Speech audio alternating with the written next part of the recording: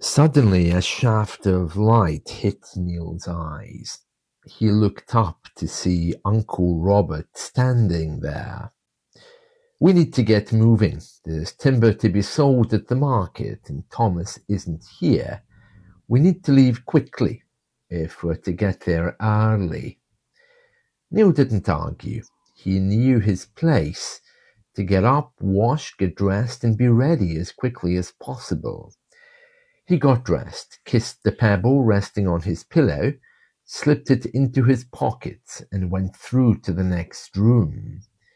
"You need to eat. Get your strength up," muttered Robert, handing him a plate of warm porridge. "Where's Thomas?" Neil asked. Robert sighed and lowered his voice.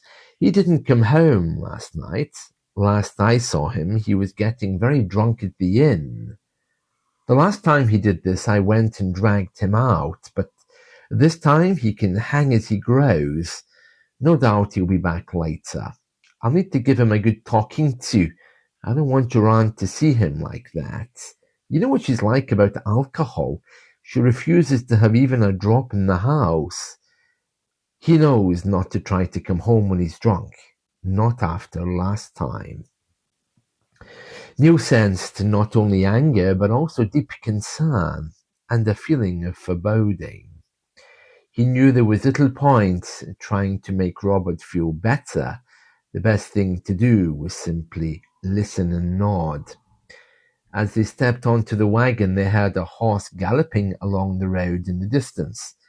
"Do you know who that is?" asked Neil. "Yes, it's a man from the German farm. He's always racing up and down here, wearing a black cape with his face covered.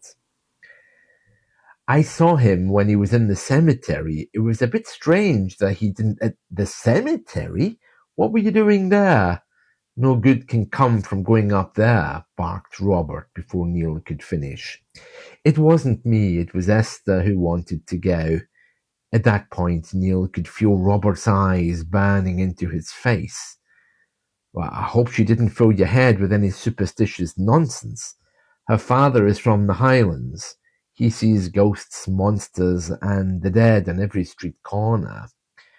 Neil had imagined any conversation about Maggie taking place by the fire over a pot of coffee. Now was not the time. "We were just walking that way," muttered Neil, quickly changing the subject to the timber they were taking to the market. "They were at me to put up a stone in Maggie's grave. I told them to go to hell. We aren't papists," interrupted Robert. "It sounds like a nice thing to do, I thought," said Neil quietly. "It's idol worship, that's what it is, and don't be encouraging them. They should know better." It was almost the exact conversation Neil remembered having with his mother back home about his sister's grave. Word for word, it was the same. He knew enough simply to say nothing.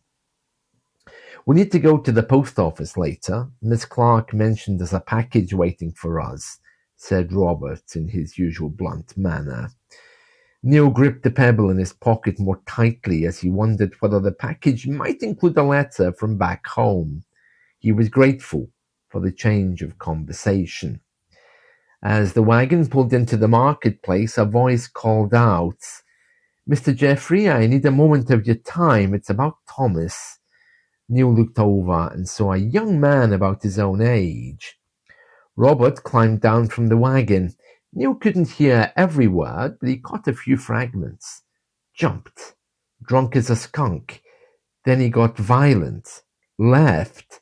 Fighting outside. I'll pay for any damage, anything that needs replacing. Tell your dad to come and speak to me," Neil heard Robert reply. As Robert walked back to the wagon, he added quietly, "Sorry again."